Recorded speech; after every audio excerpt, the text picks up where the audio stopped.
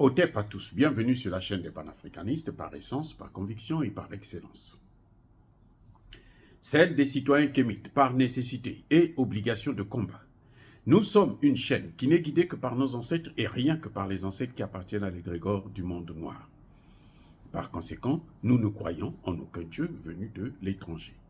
Toutefois, cette vidéo n'est aucunement destinée à inciter à la haine ou à la violence, car nous menons un combat qui est d'abord et avant tout spirituel, intellectuel et démocratique.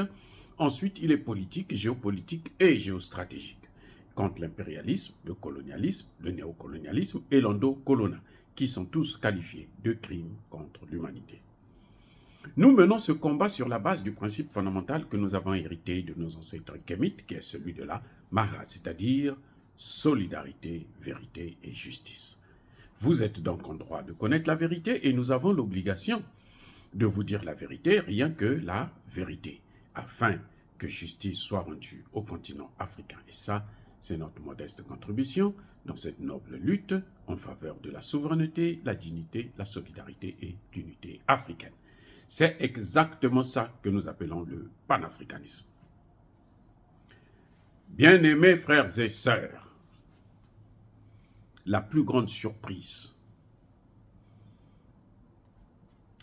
Vous savez, il y a des gens qui disent non, l'AES, ils ne peuvent pas s'en sortir. Tant que, s'ils ne restent pas dans la CEDEAO, ils ne peuvent pas s'en sortir.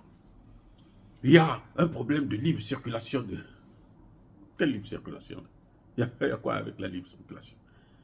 Ce sont des pays frères. Avant la CEDEAO, ils faisaient comment? Ils circulaient, non? Vous venez dans un pays comme le Congo, là. Vous avez beaucoup de Maliens. Ce sont des hommes d'affaires. Ils se déplacent. Le Congo ne fait pas partie de l'AES. Il y a beaucoup de Sénégalais, il y a beaucoup de Maliens et tout. Ce sont des Africains partout en Afrique, là. Ils sont chez eux. Et écoutez, ceux qui pensent là, ce sont ceux qui... Ça, là, c'est à Paris parce que ça panique. Vous savez, ils sont paniqués en France. Ils sont paniqués à l'Union européenne. Eh oui, ils sont paniqués. Même en Italie, vous savez, Giorgia Meloni, quand on lui a dit, oh, mais les pays là, que vous n'avez pas invités là, que vous ne voulez pas voir là, ils sont sortis de la CEDEAO. Vous avez perdu là. Les grands pays, c'est les pays qui produisent le pétrole, le gaz, l'eau potable. L'eau potable, il n'y en a pas dans d'autres pays. Là. Au Gabon, Congo, Cameroun, il n'y a pas l'eau potable comme au Mali. Chez nous, là, il faut d'abord traiter cette eau, si vous voulez la boire. Quand il y a de l'eau potable, vous allez entre Pointe-Noire et Dolisie, dans le Mayombe, là, il y a de l'eau potable, mais ce n'est pas en quantité, mais alors... Au Mali, là, dans le sous-sol, il y a toute une nappe qui peut alimenter le monde entier pendant 200 ans. Ah, vous avez compris ce que j'ai dit? Pendant 200 ans. Plus même d'ailleurs. Je dis bien plus. Alors, quand on vous dit, non, mais ils ne peuvent pas s'en sortir, c'est faux. C'est archi faux. Vous savez, ceux qui disent ça, ce sont lesquels? Vous allez écouter ça sur France 24, vous allez écouter ça sur RFI, vous allez écouter ça sur... Joseph Borrell. Lui carrément dit, mais non, on ne peut pas laisser les Russes. Joseph Borrell pleurait. À l'Union, il dit, on ne peut pas laisser les Russes. Oh, les Russes vont tout prendre. Oh, comment on va faire? Mais ce n'est pas notre problème. Ce n'est pas notre problème. Poutine avait averti à tous ces voyous-là, de l'Union européenne et de la CEDEAO. Poutine leur a dit, négociez avec ces gens-là. Parce que si vous les perdez là, vous êtes foutus, la CEDEAO est morte. Le président Laurent Gbagbo l'a dit. Lui, c'est même, il n'y a pas longtemps, quand cette histoire de Bazoum a commencé. Il dit, mais la CEDEAO, vous êtes en train de blaguer Bazoum, arrêtez de blaguer Bazoum. En fait, il voulait dire que Macron il était en train de dire à la CEDEAO, là, n'écoutez pas cet imbécile d'Emmanuel Macron. C'est un voyou, c'est un vaurien. Ce qu'il est en train de vous dire là, c'est le mensonge. C'est ce qu'il était en train de leur dire. Ils n'ont pas voulu écouter. Ils n'ont pas voulu écouter. Hein. Laurent Gbagbo leur avait dit, n'écoutez pas cela, parce que là, et d'ailleurs, Laurent Gbagbo, lui, c'est le dernier cri, le joker. Lui, il avait déjà dit, la CEDEAO, là, il faut la changer.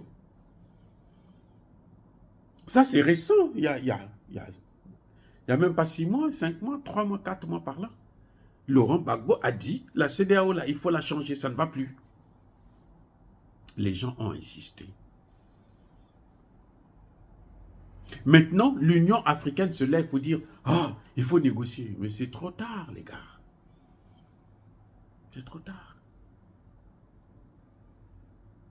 Quand on demandait à la France, retire ton franc CFA là. Repars avec ton CFA. Regardez la France, elle est en train de maintenir l'éco, non? Là, ils sont allés au Sénégal là, pour faire dire à Sanko que non, moi je soutiens l'éco. Vous comprenez? Vous allez voir, là aussi elle va taper poteau. Elle va taper à côté. Parce que même le Sénégal, c'est pas... Attends, le Sénégal, c'est pas Macky Sall. C'est ça l'erreur de la France. Le Sénégal, c'est pas Macky Sall. Le Sénégal, c'est pas Ousmane Sonko. Le Sénégal, c'est la jeunesse sénégalaise. Et cette jeunesse-là ne veut plus du CEPA. Elle ne veut pas non plus de l'éco. Donc, si Emmanuel Macron ne retire pas ça lui-même maintenant, eh bien, le Sénégal aussi sortira de la CEDEAO, de l'UMOA. Et le Sénégal aussi va sortir. Pareil pour la Côte d'Ivoire. Surtout que l'autre, il a endetté le pays à hauteur de plusieurs milliards de dollars. Plus de 35 milliards de dollars. En 10 ans. Ça, c'est le bilan d'Alassane Ouattara. Avec le mondial, il est allé encore emprunter plusieurs milliards. Bref, l'AES, en fait, ne perd absolument rien. L'AES était déjà sous sanction. On avait déjà fermé les frontières. Mais comment les gens faisaient pour vivre? Et, attendez, les frontières en question, c'était seulement les ressortissants de l'AES qui allaient dans les autres pays. Oh, ah bon? Donc les autres pays de la CEDEAO ne venaient pas dans les pays de l'AES. Vous croyez à ces imbécilités? Vous allez au Niger, là. Vous n'allez pas trouver une communauté ivoirienne. Vous n'allez pas trouver des Sénégalais là-bas. Vous n'allez pas... mais attendez, mais des Nigérians, les parents de Tinubu, là, vous n'allez pas les trouver là-bas. Sans compter que il y a des villages là, où ils sont frontaliers, ils se marient ensemble et tout. Donc, eux, quand ils peuvent traverser là, c'est comme s'ils étaient chez eux. Ce sont les colons qui sont venus diviser ça comme ça. Les frontières, c'est la colonisation. Ça, c'est l'œuvre de la colonisation. C'est ça ce qui montre que nous, on a été colonisés. Et les Européens ne voient pas ça. Ils pensent qu'il faut maintenir ça artificiellement. D'ailleurs, ils veulent encore couper, comme ils ont fait avec le Liban, et plutôt le Soudan, comme ils sont en train de faire avec ils ont fait avec la Somalie, comme sont en train de vouloir faire avec l'Éthiopie. C'est ça le problème. Ça, c'est un grand problème. Donc, les pleurs de Borrell, là, ça nous concerne. Mais nous savons que nous allons réussir. Oh, j'allais oublier que le plus important, là, dès qu'ils sont sortis de l'AES, et plutôt de la CEDEAO, les pays de l'AES, là, au Niger, là, ils ont rencontré une délégation des BRICS. Une délégation des BRICS est venue par avion. Ça veut dire terrible. Bon, quels sont les problèmes que vous avez? Nous, on est prêts à travailler avec vous. Bon, maintenant, dites-moi, qu'est-ce qu'ils sont en train de perdre là avec l'Union européenne? Qu'est-ce qu'ils peuvent gagner avec l'Union européenne? Là, eux, c'est le concret. Ils viennent mettre une enveloppe, là, boum, sur la table. Bon, nous avons l'argent.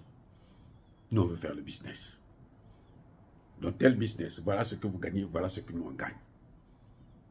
Vous avez votre part, nous on a notre part. Qu'est-ce que vous dites? Les autres là, Ils ne vous ont jamais rien donné. 60 ans de misère.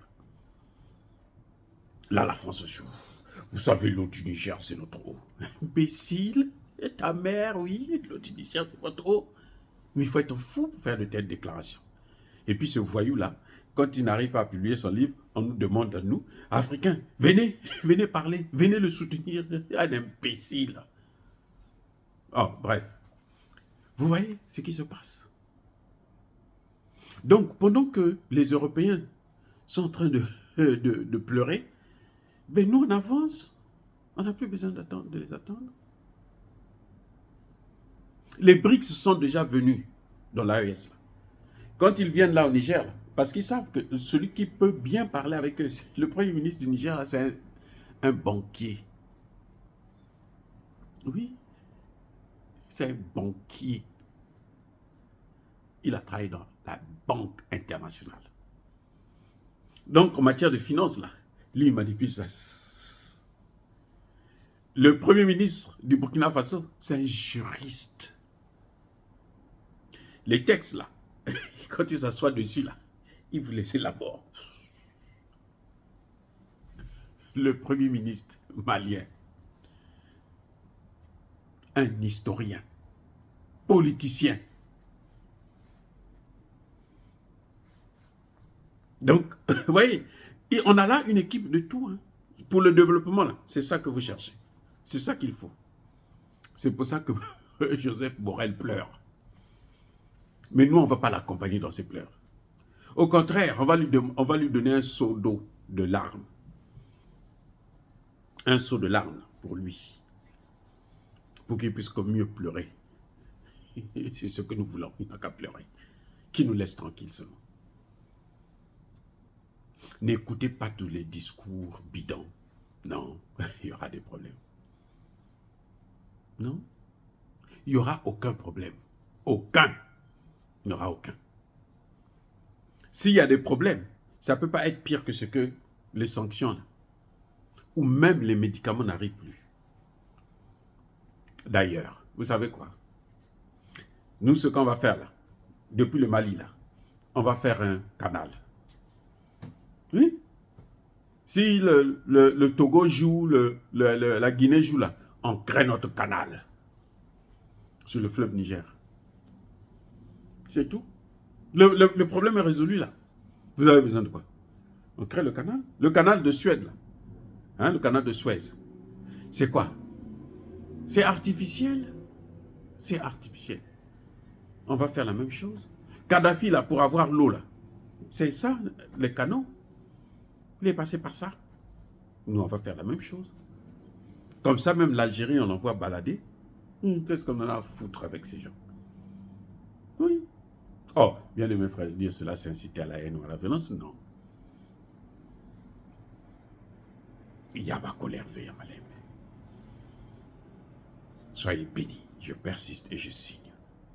Soyez abondamment bénis par le Dieu de Kémite et par nos ancêtres en Jésus, mais que tous ceux qui persécutent le continent africain le pillent et le déstabilisent, qu'ils soient noirs, blancs, chinois, arabes, juifs, indiens ou qui qu'ils soient punis, maudits, foudroyés, neutralisés, écrasés, effacés par le Dieu de Kémite et par nos ancêtres angélisés.